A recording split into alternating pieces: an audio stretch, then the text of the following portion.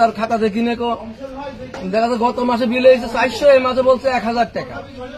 একই জিনিসই এরা নীল চাষ করা শুরু করেছে ইংরেজদের মতন আমাদের দিয়ে। মিটারে যে দেখার পরে উনি চলে যাচ্ছে, আমি বলছি ভাই যে কত ইউনিট উঠছে, তো উনি বলছে হচ্ছে 50 ইউনিট উঠছে। আমি বলতেছি যে 50 ইউনিটটা আমার উঠবে না, কারণ প্রতি মাসে আমার 20 থেকে 25 ইউনিট ওঠে। তো এবার 50 ইউনিট ওঠার কারণ কি? তো আমি ওনাকে বই দেখাতে বলি, তো উনি বইয়ের পাতা আর খুঁজে পায় না। তা লাস্ট পর্যায়ে দেখাতে যায় না। তারপরে আমরা জোর জবরদস্তি করে ওনাকে কাগজের পৃষ্ঠাটা দেখি, দেখার পর আমি বলি যে মিটারের সাথে মিলাতে। তো মিলিয়ে দেখি উনি 20 ইউনিট বেশি লিখছে। তো আমাদের বিষয় হচ্ছে যে 20 ইউনিট বেশি লিখলেও উনি কেন 20 ইউনিট বেশি লিখলো, এবং অন্যান্য মিটারেও 1-2 ইউনিট করে উনি বেশি লিখছে।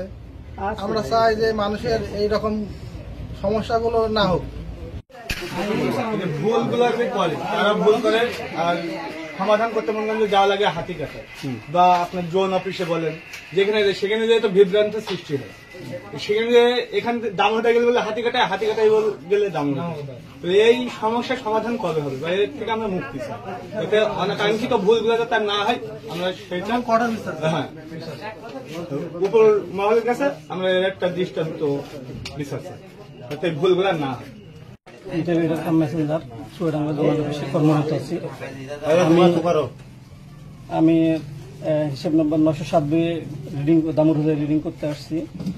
907 2884 হিসেবে রিডিং করতে গেলে ভুল ক্রমে আমি 325 জায়গা 405 লিখে ফেলেছি। এটা আসলে আমার অনাকাঙ্ক্ষিত ভুল। পরে আমার ভাইয়ের সাথে কথা বলে আমি ঠিক করছি। আমার ভুলের জন্য আমি আন্তরিকভাবে দুঃখিত। লোক পাঠালাম এবং জানতে পারলাম যে না, প্রত্যেকটা মিটার না, প্রকৃতপক্ষে একটা মিটারেরই বিল বেশি যাচ্ছে।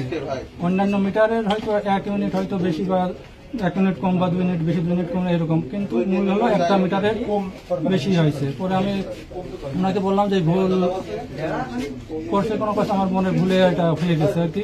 এরকম আমি ভালো করে করার পরবর্তীতে আমার এরকম ভুল আর হবে না আর কি।